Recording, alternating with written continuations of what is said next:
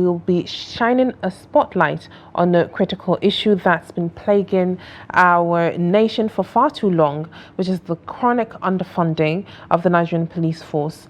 The statistics are stark and the implications are far-reaching, with each police station receiving a meager 45,000 naira per quarter, and it is no wonder that our officers are forced to operate in near impossible conditions. The Executive Secretary of the Nigerian Police Trust Fund, Muhammad Shaidu, has aptly described the situation as meager and wholly inadequate. The math is simple: 45,000 naira per quarter, which translates to 15,000 naira a month. And a mere 500 naira daily. That is deplorable if you look at it. How can our police officers be expected to effectively discharge their duties with such limited resources? Despite the efforts of the present Inspector General of Police, Kayode Egbetokun, and the current administration to improve the force, much still is to be done.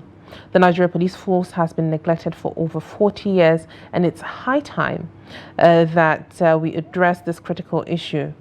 Our guest today is a retired AIG Wilson Inalegwu, a security consultant who will help us dissect the implications of poor police funding and explore possible solutions.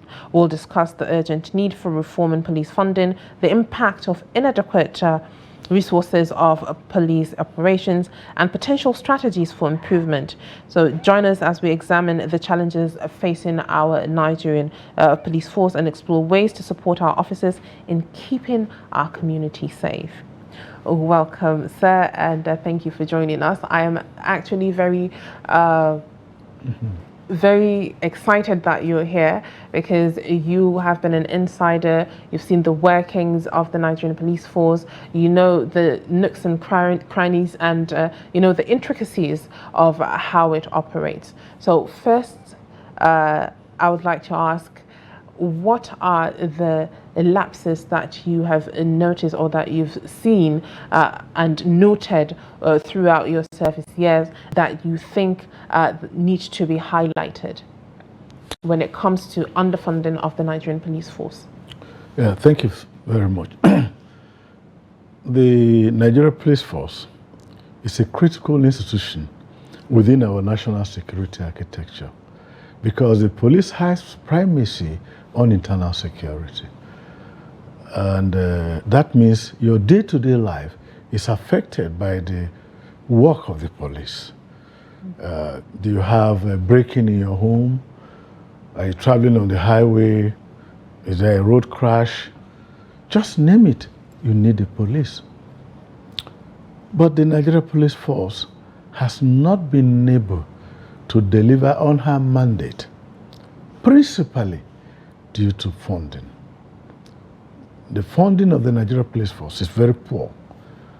Now, last year, there are two, before I go there are two phases to the police problem of funding. First of all, they are given the envelope system. That means they give you a bar you cannot exceed. Now, that is not all. Even with the envelope system, money could be appropriated to the police, and nearly half will not even be released. And so, when you find that you have to belong to the envelope system, and even that envelope system, the money that is supposed to be voted, even 50% is not released, then you know what that means. But then where does it go? Well, either the government, the finance ministry does not release such money. I think last year, I was listening to the IG in his budget defense, I think January 16th, 2025. And he said, look, last year, 2024, 120 billion was appropriated for the police. Only 59 billion was released. So they have less than 50% budget performance. I was listening to a brief of another ministry. They had 82% performance. Now, if you do not give money to the police, if you don't give them money, it has impact in every department. And I start with personnel recruitment. I'm told, I read, that the president has increased the annual recruitment to 30,000. That is supposed to start this year. And that hasn't been done. And so what do you have? On a daily basis, or every month, officers are going on retirement. 10,000 used to be recruited. And this 10,000 was like a replacement of some of those that are going on retirement. And then, so you see that the force is not increasing in number, and the responsibilities are getting more enormous.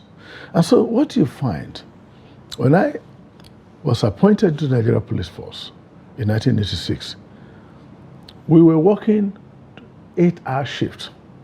That's how we were taught in the training schools. That means you work from 6 to 2. That is those who are supposed to take over report at 5:30. And so there is that process of changing over, yes, or handing over of duty. But the situation you have now, the minimum you can work is 12-hour shift, and mostly is 24 hours. Between you and I, can you have somebody work 24 hours and be alert? Is it due to the fact because the lack of personnel. And every day, Nigeria is expanding in terms of population. But then that 12-hour shifts, are they compensated for the extra hours? No, there is no. Nobody pays you anything. If you live in Kefi, you have to find your way to Abuja. Nobody cares how you get to work. And now, so in terms of the welfare and morale of the officers, it's very low, because it's like, we don't need you. Just like some were saying in America after those shooting incidents, I said, defund the police. In the case of Nigeria, they have not publicly said we are defunding the police. But in practice, the police is defunded. The police is never funded. And so you place the police in a vulnerable position. You go on patrol. When I was in Staff College as the Director of Central Planning and Training Unit, my quarterly allocation ranged from 29,000 to 35,000. From there, I have to fuel the pickup that is attached to the office. We have to do our stationaries and the rest of it. I mean, it's ludicrous that you place somebody. And even the police DPOs, I don't think they get more than 50,000 if they get that. Wow. And so the guy is not able to buy fuel. You have, if you are lucky, in a police station with personnel strength of about 200, you may not have more than 4 vehicles. That means if they have 4 vehicles, they are operational. Yes. Now, I was going through the 2025 budget, and I saw 4-point-something billion allocated for purchase of vehicles for a police force of 370,000. Setting up of workshops, maintenance, and all the rest of it. I mean, we are just playing. The standard for police patrol is about 3 police officers to a vehicle. But usually it's 2. That's what you see in the... So reduced ratio. Yeah. So the ratio, therefore, if you have 100 police officers in a police station, even if you don't have money, at least 20-25 vehicles. But there is no police station. Even Lagos, that has done extremely well, is not able to meet that demand. But you see that Lagos funds the police. Despite the population of about 22 million or more, crime in Lagos appears to be controlled. Because if you don't provide the resources, if you don't provide personnel requirement, if you don't provide logistics, vehicles, and then technology, you aren't going to get that. And that is the aspect I would like us to talk about. What are the key sectors or places that needs to be highlighted? Where are the problem areas that needs to be focused on when it comes to, the efficiency of the Nigerian police force? Yeah. A police force should be able to respond to critical incidents. Are you going to call a police force, a police division, and say, look, you're under attack, God forbid, in your home, and you don't get any response. Oh, and they tell you, look, our tire puncture. Oh, we don't have fuel. It demeans, it denigrates the police in your eye, in the estimation Absolutely. of the public. And so the public that should have confidence and trust in the police, that will be diminished because you call them, they will not come. I say, if you call themselves, they will not come. They will tell you they don't have fuel. They will tell you they are about to break down, or they will tell you they don't have. So that does not project the police well, but that's outside the control of the police. And then you're supposed to see officers on patrol, not a pickup packed, the bonnet opened, and they are just sitting like lame dog. So when you have appropriate budgeting for the police, the first thing you get, you have logistics, you have vehicles. When I was appointed in the Nigeria Police Force in '86, if you drive a police vehicle from Sokoto to Lagos, you just go to the fuel dump, you just take fuel. That's how it's done. It's impossible that you don't provide the police and the guys on patrol contribute money or get somebody to support them to buy fuel. I mean, you don't expect such a police force to perform. Absolutely. And not meanwhile, these are guys on a daily basis, come rain, come sun, they are in the rain. They are providing you. There's critical incident in your home, they respond. There's accident on the road, you carry the victims to the hospital. You have mentally challenged individual on the street, they pick him up. You have a drunkard somewhere that's found, they pick him up. Every day, they are saving lives. Every day they are protecting lives, they are protecting property. And that is not recognized. And what does the police get? Vilification by the public and even by the government. So when you have a situation where you don't provide patrol vehicles, you are not going to find officers on patrol. What are we supposed to see? Have you traveled recently on the highway? You find checkpoints, 2, 3 personnel. You don't find vehicles going, crisscrossing, On patrol. making themselves unpredictable. Because when you patrol, when the hoodlums want to operate, they know the patrol guy can arrive anytime. Absolutely. But it's when they don't have fuel and they are just confined to a location, it's predictable. That means if I can go 500 meters and kidnap before they even enter their vehicle and come. But when they are patrolling, that unpredictability is there. And that will give the criminals, they will think twice before they operate. So that is one aspect. Even in terms of uniform and accoutrements, you've got to buy. You look for that sky blue or whatever, and then you purchase. So the police themselves provide Oh their yes, uniforms they are supposed to provide for rank and file. You are in a division, and you say, oh, you have a kit supply. Perhaps they are for 10 personnel. So, and what I used to do when I was a DPO in those days, when they find 10, 20 accoutrement shoes and all that, I said, okay, I will now call a divisional lecture to talk to the personnel. The first 10 to arrive, are the ones that get the I'll give gear. them. I just find a way of distributing. Now, it's just too much to even set up a unit in the police to produce even clothes and after all, there are abandoned textile factories Exactly. in Kaduna and other places. But then this brings me to this continuous allegations that we've heard all around, that there are allegations of misappropriation or diversion of funds by top officials. What do you have to say about that? Yeah, that's a critical area. You cannot appoint somebody and allow the person to run haywire. There must be checks and balances. There must be accountability. We've got audits. And now we have both internal and external. You see, when you make allegation and you don't make example, it means you are playing. So, as far as I'm concerned, either one or two cases that a police officer, charged and arraigned in court and convicted. But where you are just saying, oh, it's just like saying, if you tell the police that they are criminals, they will go and leak to the public. How many police officers have been indicted for misappropriation? So, I mean, nobody should hide under that. So nobody is held accountable. So, that is why it continues. Yeah. So what I'm saying, yeah. So you see, you should demand accountability in terms of performance, in terms of management of resources allocated to the organization. If you don't do it, it means you are complicit.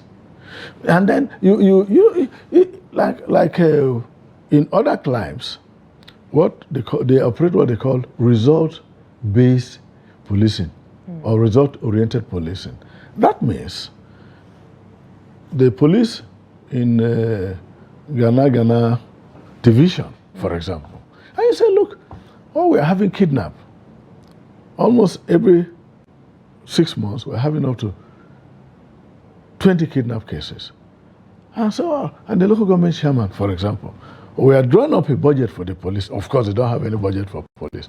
They have security board, but they don't have anything in a structured manner. But for example, they have, I say, DPO and the area and the local government chairman, what can we do to bring that? Okay, if you give us fuel for patrol, if you give us, buy us 2 vehicles, it will help us. I say, is that all you need? So what does the chairman do? Chairman say, okay, look, DPO, I'm going to buy you 2 vehicles. I'm going to give you fuel. I'm going to give the personnel money in those vehicles because they're doing extra work. I'm going to give them allowance of 200, for example, 500 per day. And now, after 3-6 months, kidnapping has gone from 20 to 30. He's got to explain how he utilized the resources that were provided. That is result-based budgeting. Therefore, in that way, it means if you're a local government chairman, if you're a governor or president, and you're appropriating money for the police, and the police say, look, this is our policing plan for 2025. This is how much we need to drive it. And I provide you. And crime is going skyrocketing. It means I can question you. So what am I saying? There is accountability mechanism. Of course, you have the Police Service Commission. You have all the other agencies that are set up. So all this of course, there's corruption in the system. So I will not sit here and say, there's no corruption. But I think government has all the machinery. They have all the instruments of power, of national power, to bring anybody to account for a stewardship of the bit allocated to him. Absolutely. All right. It is said that the Nigerian police force has somewhat of a singular stream of revenue or income. Is there a way that the Nigerian police force can utilize anything in order for them to, get an alternative stream of income so they do not be dependent solely on the federal government? The Constitution provides that the duty of government is the security and welfare of the people. That means the government has a responsibility to protect our citizens. They don't have to pay. And when you talk of government, that's the police. You are not going to pay government, the police. Are you going to pay government to protect you? No. So the police, unlike other organizations, the customs, maybe the road safety, contravene and get submitted. No. The only revenue source that the police has, maybe you need a police extract. In those days, it used to be 5 naira. I don't think government has increased it.